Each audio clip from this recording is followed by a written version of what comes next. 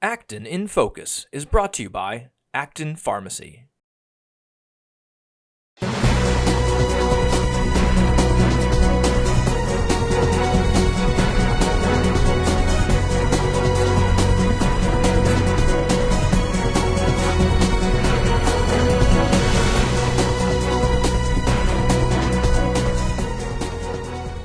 Welcome to Acton in Focus. I'm Vivian Kobusingye Birchall, your host, and my guest is Rabbi Michael Rothbaum, popularly known as Rabbi Mike, a community, specifically spiritual leader at Congregation Beth Elohim in the Town of Acton. He is a graduate of the Academy of Jewish Religion in New York, where he received his rabbinic, I hope I say that right, rabbinic smicha, which is an ordination, in 2006. He graduated from the New College of Florida in 1997 with a Bachelor of Arts in Public Policy or Economics. So Rabbi Mike, welcome to the show. It is a great blessing to be here. Thanks for having me. Well, you're born into the Jewish community. And when did you realize you wanted to be a leader in the Jewish community? Well, I love the way that you framed it. If I was born into the Jewish community, because the Jews are a people, of course, but you do not have to be quote unquote born Jewish to be a Jew. I happen to have been born into a family that was Jewish on both sides.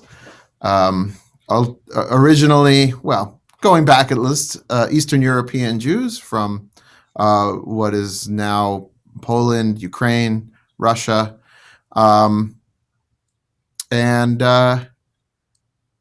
Your question was, when did I realize I wanted to be a leader in the Jewish community? Yeah, we were a pretty secular family, so it wasn't immediately obvious to me. In high school, I began to be interested in what we would now call social justice. I was one of the kids in our high school who started our Amnesty International chapter. I began to be interested in human rights around the world, and what was the United States' role in either furthering or hindering or sometimes being responsible for squashing people's human rights around the world. I didn't realize that was Jewish. But then I went to college. You mentioned New College, which we love.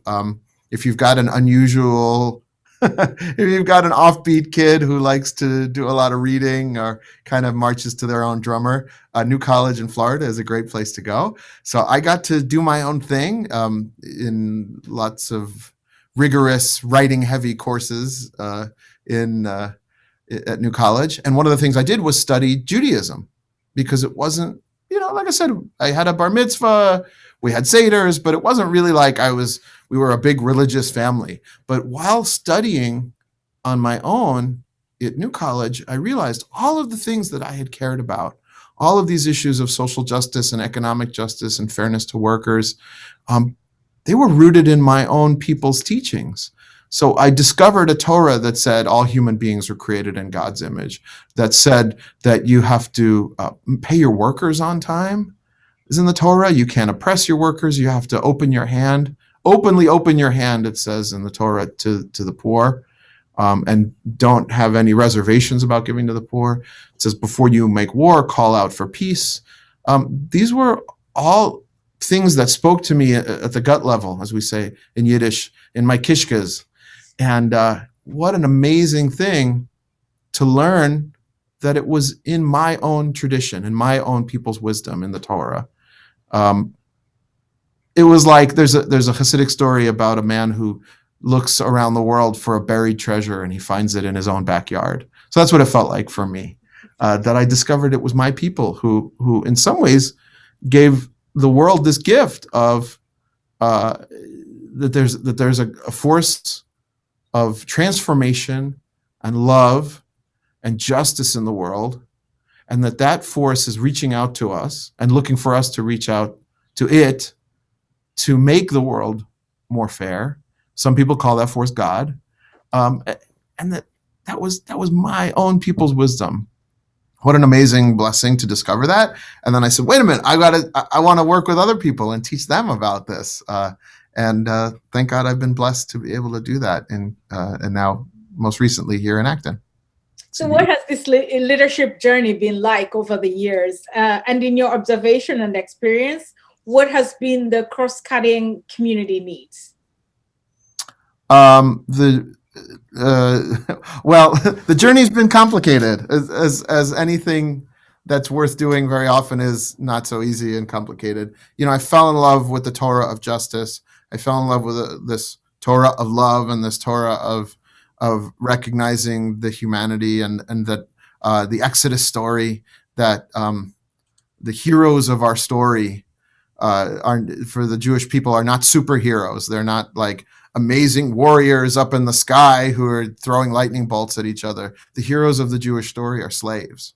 The heroes of the Jewish story are people who are face degradation in Pharaoh's Egypt and come together and follow this force that makes for salvation and justice, and come out the other side a free people. Of course, not so easy, right?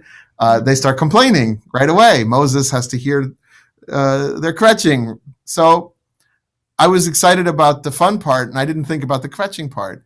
And it turns out, whether it's a Jewish community or it's the United States of America or it's a wonderful town, sometimes you get kvetching and people aren't like, wow, that's so exciting. Let's get to work facing our own injustices. Sometimes people push back. And so that's the challenge, is how do you make the vision of justice irresistible and compelling and exciting to people, and still hear them when they're struggling or when they're kvetching or they're pushing back and saying, this is making me uncomfortable. So that's the challenge of leadership. And we do better than other times. Sometimes we get it and sometimes we don't. And that's, we're all struggling.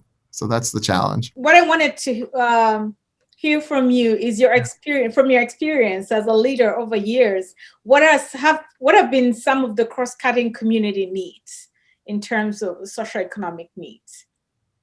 Do you mean for the Jewish community or for just for the community in general? Community in general. I think the challenge is so many of the messages that we get in the world are you get more and you acquire more, and whether it's more money or more status or more degrees or a bigger house, or for our kids it's more likes on Instagram. You have to get for yourself and maybe yourself and your family, right? And then there's a community spirit that suffers as a result. Mm-hmm. And so everybody has needs. Everybody wants to feel safe. They want to have enough to eat. They want to have safety. They want to have love. They want to have purpose. And so I think our challenge, particularly in the United States, is to say, yes, you should want personal betterment, but how does the community all come up together? How do we as a collective, the Israelites didn't get free one by one. They got free as a people, right? So the challenge of any community, particularly in the United States, I think, is to really accept that there's individual expressions and, American ruggedness and individuality is beautiful. But we all get free together. And so how do we bring each other along? That's a challenge. So I don't know if that answers your question, but yeah, it does. And which just takes me to the next question. Spirituality reinforces character, and to some degree it influences socioeconomic outcomes. And as someone who graduated in public policy or economics, what are some of the effective strategies for spiritual leaders like yourself to influence policy for socioeconomic development? And after that, we'll get into your role in Acton. I know it was a mouthful of a question, but there you go. I think, so from my particular religious tradition, one of the most powerful prayers that we have, one of the prayers that even if people don't know a lot about their own Jewish history, tradition, religion, they know the Shema very often. The Shema, six words from the book of Deuteronomy. Shema Yisrael, Adonai Eloheinu, Adonai Echad. and it says Shema means listen, pay attention. Pay attention, Israel, the Jewish people, the people Israel, not the country, that comes later. Pay attention, Israel. Adonai is our God, Adonai is one, right? So if you think about it, we're talking to each other. Shema is a prayer to ourselves. Listen to what's going on in the world. Listen to each other. And we see this being such a powerful prayer and such a well-known prayer, it says to us that listening is a spiritual act. Listening is a holy act. And so much of what we need to do is listen to each other. And you see, there have been white people who have been moved to do justice work, whether it's for communities of color in the United States or overseas. And they say, oh, I've got this idea. We're gonna build this, and we're gonna do this initiative, and we're gonna build this structure. And they've never actually asked the people who they're supposedly helping, right? What do you need? And then shut up and listen. Shema, like pay attention. Listen to what people are telling you. So we heard in Acton, after the really traumatic arrest for our community of a mom trying to get to her kid, Peter Light called together a group of people to hear what they had to say, which I thought was an incredibly powerful thing. I watched Peter be transformed by it. On his face, you could see it. And what did people tell us? People said that they're facing disparities in education and in housing and from law enforcement and employment and in healthcare, all sorts of things that are the basic everyday building blocks of life. And so we could say, I don't want to hear that. It makes me uncomfortable. Or we could say, oh, it's a holy act to listen. And we have another word in Hebrew, emet, in Yiddish, emes, which is truth. So tell the truth. Recognize that there's a racial caste system in the United States. This is not news. It's been around for 400 years. And as amazing as the people of Acton are, we're not immune to it.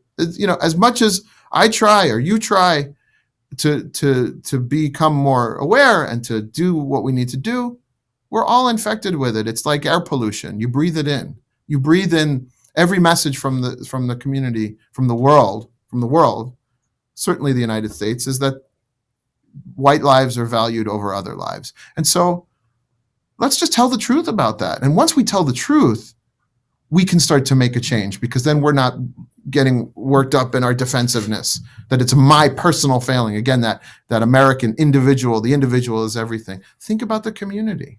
So we can talk more about that as we go. Right. This takes me right into our discussion of your life as a community leader in Acton. So to start, how long have you lived in Acton, and what has been your experience as a resident and as a leader in this town? It's complicated, right? So I'm originally a New Yorker. Maybe you can tell I'm a New York Jew. I talk fast. So if I'm talking too fast, you slow me down. My husband is from the Bay Area, so we spent 5 years living there. And in 2017, I was blessed to move to this area and become the rabbi of Congregation Beth Elohim here in Acton, where I am right now. My experience of being in the community has been really remarkable. I've said before at town meeting, a couple other places, that when Congregation Beth Elohim started, the Jews were really the exotic ethnics of of this town. It was, it's a mostly white town, though there have been residents of color, as Kira Cook reminds me, and I've done some research. There have been Black residents of Acton going back to its origins. For the most part, it was a town mostly run by white Protestants. And here these Jews showed up because they wanted a lot of the things that the other people who live here want.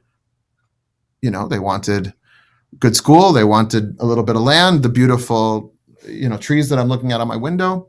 And we have a word in Hebrew, chalutzim, the pioneers. There were really pioneers from this community. And my experience talking to the founders, or the generation of founders here, has been remarkable. I mean, these are people who would there would be a service here or a dinner, and they would take the garbage home in bags in the trunks of their cars, so they would throw the garbage away because we weren't big enough to have garbage service here. It's a community that takes care of each other. That we have another word, chesed. We have a chesed committee that sees it as a mitzvah, a sacred obligation to help the ill, to tend to mourners. We're looking after our people to make sure the people who are eligible for COVID vaccines are signing up. And I found a community that had a social justice group called Na'aseh, which means we will act. And they were feeding people at community suppers, even sometimes with working with churches. We've ended up doing Jericho walks around ICE buildings to call attention to unjust immigration structures that demonize and tear apart immigrant families. We've got people volunteering on sanctuary work. We've got a solar project here at CBE, stuff that's so powerful for me to be a part of and to witness volunteers working on. And then great connection with local elected officials like Senator Jamie Eldridge and Representative Tammy Govea and now Representative Senna, that have been people who have been there for us and who walk with us in our joy and our pain. There are some challenges, of course. There is a resistance. I think maybe it's something of a New England thing, but I think it's anyone. There's sometimes a resistance to hearing from people who are seen as outsiders, saying things that are hard to hear. I think you and I both know this well. Sometimes people say, you don't know the town or you don't know who we are. And my response is a new set of eyes is an invitation to see what's going on around you anew, right? There's beauty here. There's community spirit here. There's volunteerism here. And there's also structures that need to be looked at. And we need to tell, like I said, listen and tell the truth. And that's how we can make change. So it's slow, but we'll get there. Well, which takes me to my next question. You have been really vocal in racial justice work. So what inspired you to take on the pursuit for justice, specifically racial justice in your community work? Yeah. So first of all, it has to do with Jewish history, right? I briefly mentioned the country of Israel. The country of Israel founded in 1948, but a historic homeland for the Jewish people going back a couple thousand years. We were exiled from the land first in about 2,500 years ago by the Babylonians. We outlasted them, go Jews. And then we were exiled, we went back and we were exiled again. The Romans destroyed the temple in the year 70 of the Common Era. And so since then, Jewishness has been an exile culture. We've been in lots of different places, which has been fantastic in some ways. We created the Jewish People's Talmud in exile. We created law codes and we created art and music. But of course, it's also meant tenuousness. It's also meant danger. And so when you're in exile, you're susceptible to being killed in pogroms and in inquisitions and in holocausts, right? We know what that is like intimately. We know it, again, that Kishka's word, we know it in our guts, what it means for Jews to be on the run. And so to be in the American context, for me, to see another targeted community and to be born Black in the United States is to be born a suspect, to be born with a target on your back. I mean, we've seen that over and over again. There's a natural historical affinity, at least to me there should be. And then of course you go back to text, you go back to our words. One of the, people want to talk about putting the 10 Commandments on courthouse steps and on schools and on other public buildings. And I'm thinking, one of the rules in the 10 Commandments is don't steal, right? So we've got a country, tell the truth, it's built on stolen labor. So much of the wealth in the South and even in the North, Northern wealth, mills in Massachusetts weaving cotton that was picked by slave labor in the South. White people have built up wealth through stolen labor. So my text says you don't do that. And if you do, you've got to make some sort of restitution for a theft that you've committed. Now, it's not theft if people of color aren't human beings, right? You can't steal from a cow, right? You can't steal from a dog, right? But we also have another teaching that says all human beings are created b'tselem Elohim, in God's image. That means no matter what color, immigration status, sexuality, gender expression, no, humans are humans. And then the last pillar, I would say, of this, of why I pursue racial justice work, is what I mentioned before. The other text that we have is the Exodus text, in which the Israelites were born slaves for hundreds of years. We've got almost the same story, right? That to be born a Hebrew in Pharaoh's Egypt was to be born a slave, to be born on the bottom rung of the ladder, to be less than, to be subhuman.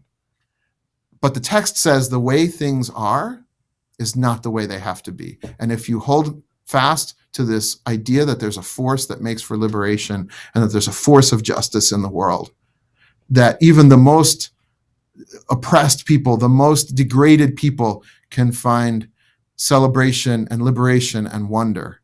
Now, this is a dangerous message for some people.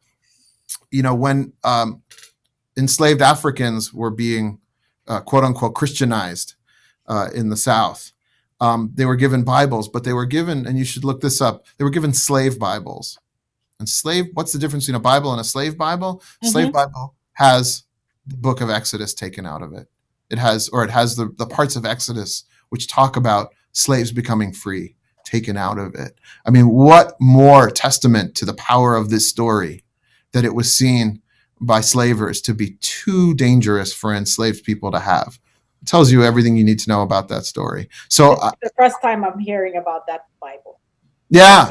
So this is that's how I know that this is seeing oppressed people as being close to God, and to be that a society. And notice, by the way, what happens to Pharaoh's Egypt is not pretty. I won't get into the gory details, but if you work against God in oppressing people, it doesn't work out too good for your community, Vivian. So, a little bit of a warning for us. Get it together. Well, in your experience, why is this pursuit for racial justice or racial equity, inclusivity, diversity very complex and sometimes conflicting to some people? Are we saying white people? White, Asian, everyone, Okay, fair enough. We have the anti-blackness in the Asian community, so it's not something we should shy away from. We speak less of it, but it doesn't mean it's not there. It's very prevalent. Yeah, so that might be interesting to have a leader from some Asian groups in Acton to talk about that, because it's we're all struggling with it. Look, there are some people who just are hateful, and they have hate in their hearts, and they believe that people of color, this idea that people of color are subhuman, and that they actively think that those people deserve less. There are some people, there are always, we saw some of them in the Capitol, right? We saw Camp Auschwitz on a guy's T-shirt at, the coup in the Capitol. Some people are just hateful. I actually think they're the minority in this country. I don't think that there's a lot of people who are, like, wow, I wish I could be in the Klan. It's just not socially acceptable. I don't think there's a lot of that. What I think is that's complicated is that, so Americans, we have a conception of ourselves as blessed, right? There's a specialness, there's a uniqueness to the United States. And as such, it's hard for us to think that we have work to do. So people say, I'm not racist, I'm not that person, I'm not the Klansman. But again, this isn't about your individual feelings, my individual feelings. It's about community. There's a great writer I just discovered, and I wish I had discovered him sooner. He's a columnist named Gary Young, Younge, and he talks about, he's like, Americans like to say, we did this, we won World War II, right? Americans love that, but they don't like to say, we have segregated schools, right? Oh, that's somebody else, right? That's somebody else who decided to do that. That's somebody else. Oh, that's a bad apple, right? yeah, we're blessed to live in the United States. It's an amazing blessing. For Jewish people, it was a place to run away from oppression, right? But for Africans and African Americans, not so much. A lot of our Jewish texts say that when you have blessings, those blessings are conditional, and that a community built on injustice can't be blessed forever. And it's actually, if you build it on injustice, that's not godly. Some would even say it's sinful, right? And so this is a call for all of us to do better as a community. Now, this is a major job for religion. How can we be better? Of course, it's tempting for clergy to flatter our people. We love them. I love the people here. I love what they've done. I want them to feel good about what they've done. But what about the other parts? So this is a culture, again, that says anything that we're lacking, we can go buy. Like, oh, you need to lose weight, go buy a machine, right? Now, wait a minute. Like, let's think about our systems. Let's think about the systems that keep people oppressed. Americans get mad sometimes if you tell them, no, you actually can't fix this. You can't go buy a book and then the society is fairer, right? You can't go go watch a movie, pay $10 to see a movie, and then your neighbors have better access to good schools and good housing and good jobs. We have to invite each other to tell the truth and own our own complicity in the injustice. That we have, those of us with white skin, have unearned privileges that we did not work for, but the society gives us. It is not an individual failing. It's a 400-year problem in this country. I didn't do it. Other white individual people didn't do it. But as a community, that's what this culture is built on. So we can take it on. We can do this work, but we have to make the commitment. And we've got to stop lying to ourselves that, well, I didn't own slaves, so I have no responsibility for the fact that, white families have 10 times the wealth that black families do. Like, well, okay, we didn't create it. We didn't do that, but we're getting the benefits from it. So now what do we do? It's so hard for white folks to do, but we got to do it. We got to do it, Vivian. I have to pitch this one in.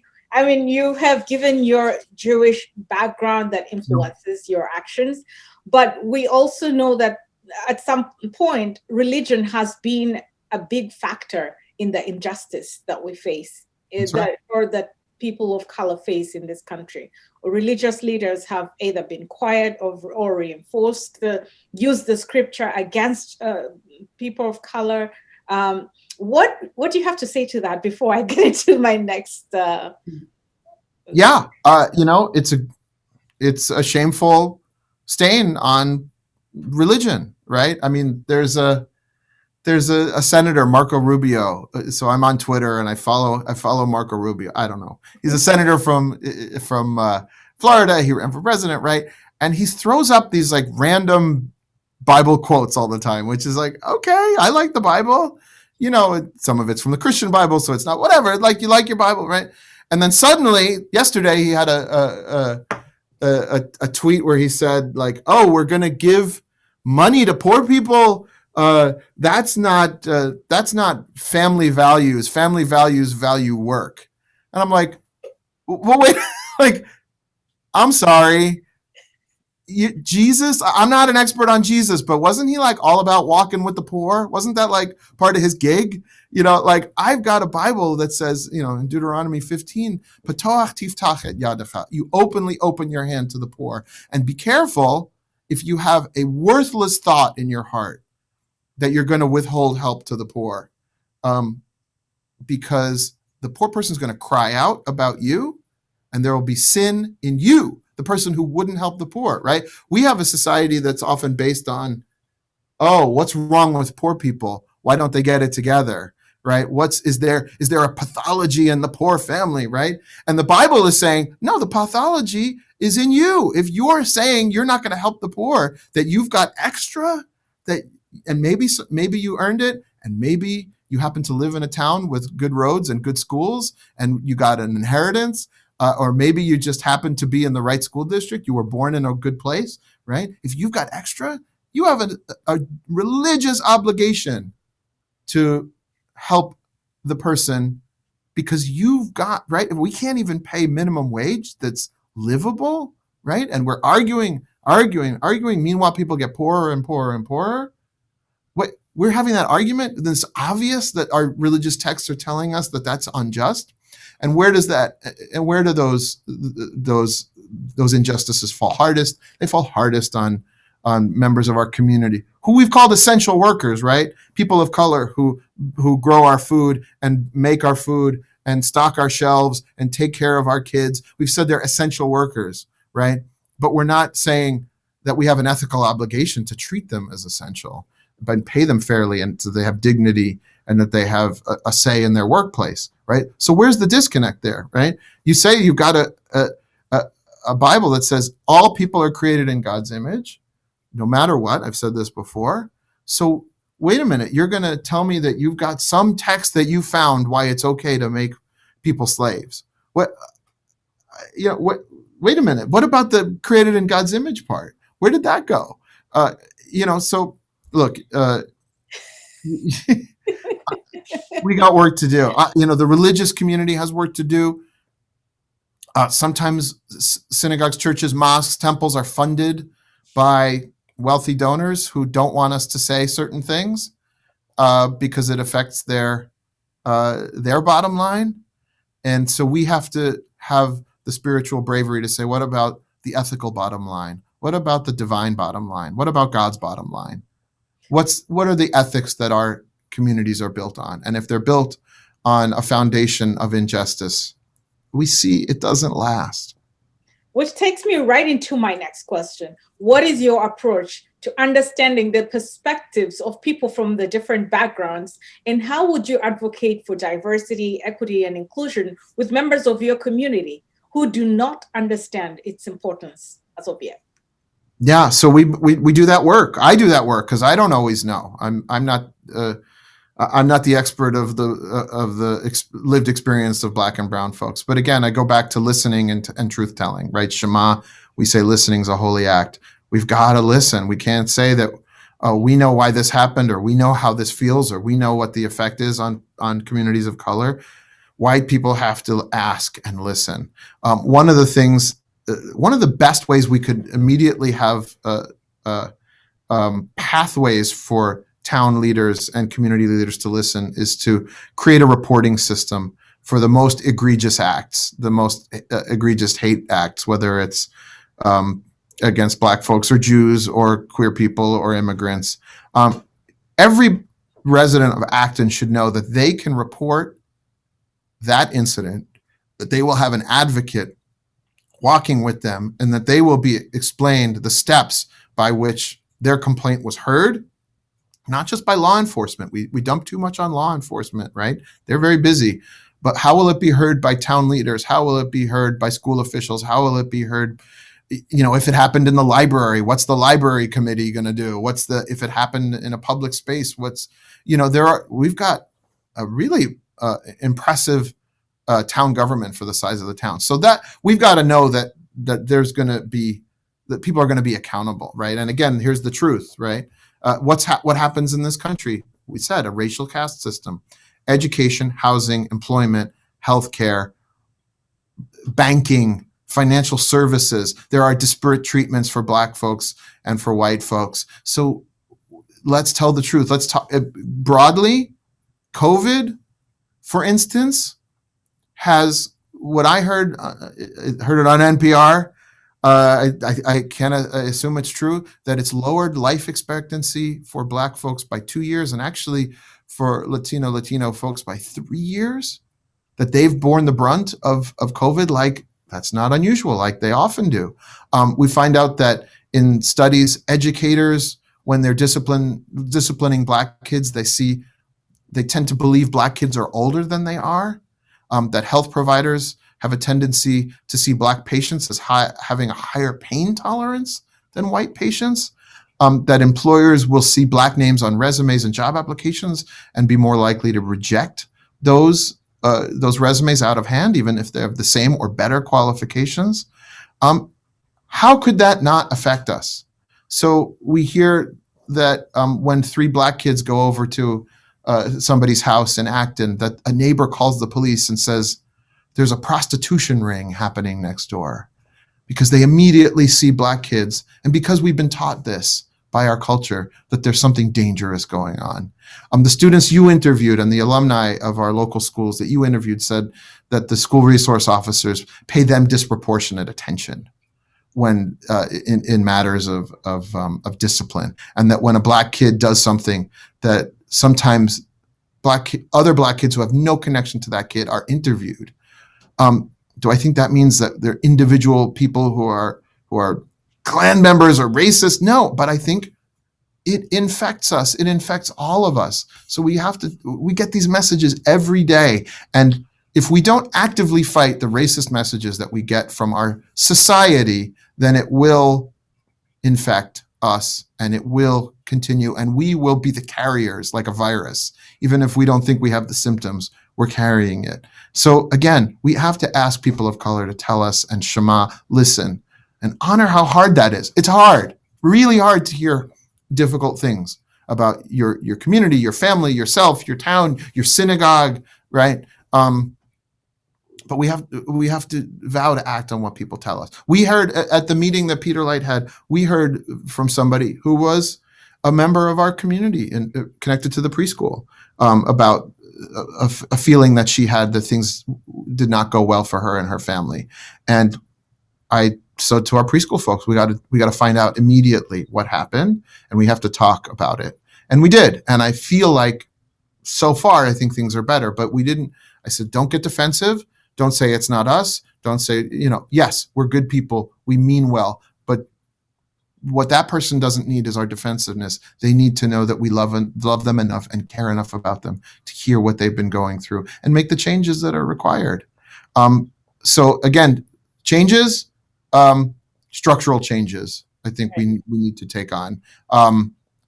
For town employees, we have to rewrite evaluation criteria to say that everybody is going to be evaluated based on how well they pursue a diversity, equity, and inclusion agenda, right? And make raises and promotions dependent on that evaluation. Some people will do it because they're good people, but we're all overworked. We're all exhausted, right? So make people's paycheck dependent on whether they include and celebrate people of color in this community.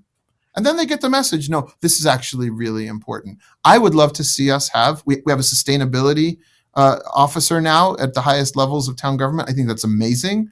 We can find the resources to have a DEI person at the highest levels of our town government to really be looking out for the needs of all the members of our community. So that was a big answer, but I've been thinking about this for a while. I appreciate some of the things you pointed out. I have personal experiences. Some of the examples you gave, the names, the African names, the whatever. But again, that's a conversation for another day.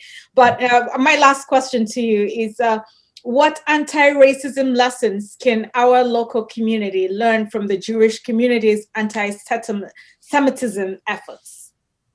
So that's an interesting question. I actually think the question might be backwards. Okay.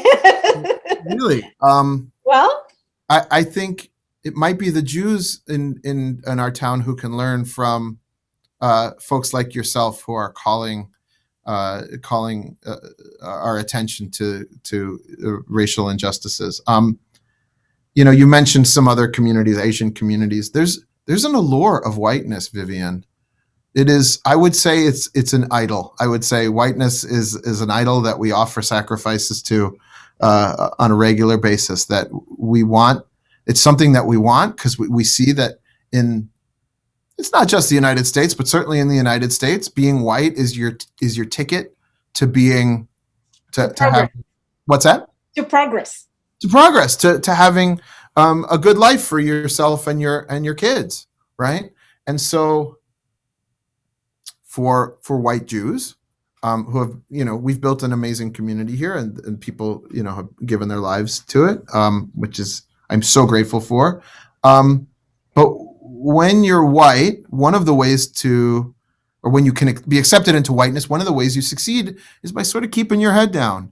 And yeah, we're different, but I don't want to make a big deal out of it because I want my neighbors to like me and I want to get along and I don't want my kid to be singled out in class. And so I kind of keep my head down. And for some Jews to make it in a society that privileges whiteness, so you identify with the white folks, and your Jewishness you kind of don't talk about so much. Obviously, people of color can't do that. You can't pretend, right? You walk outside, everybody knows who you are, right? And there's obvious challenges to that we talked about, but there's also benefits, which is that you are in some ways insulated from shame about who you are. You can be proud of who you are, and you might have to push. You say, here I am, I'm in your town. I demand to be treated with the dignity and the respect and the fairness that you give to other people. So I think actually the Jewish community in Acton is learning from people like you and people like Kira and people like Evelyn and by Levinsky, and saying like, oh, actually, it's okay to actually stand up and assert your difference and actually insist that people value you for who you are.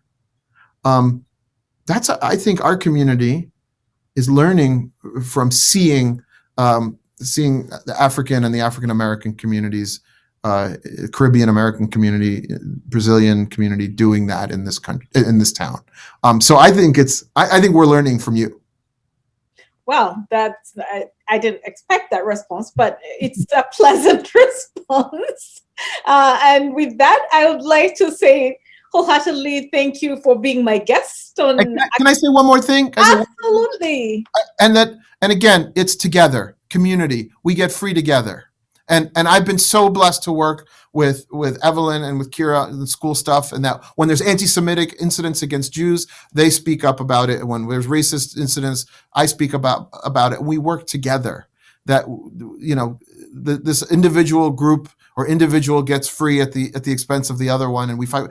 We got to do it together, Vivian. And so it's such a blessing to be on this program with you to talk about and to keep planning about how, you know, we say every single person, every single community has to be valued for this to be a holy and blessed community.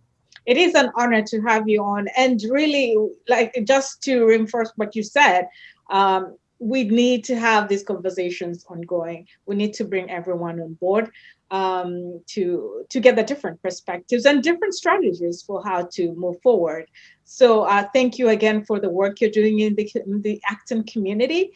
I hope to host you again for more detailed conversations on anti-blackness. If you have a story about anything happening in Acton, please write to us at infocus@actontv.org. Again, it's infocus@actontv.org. Thank you for watching Acton in Focus. Till next time.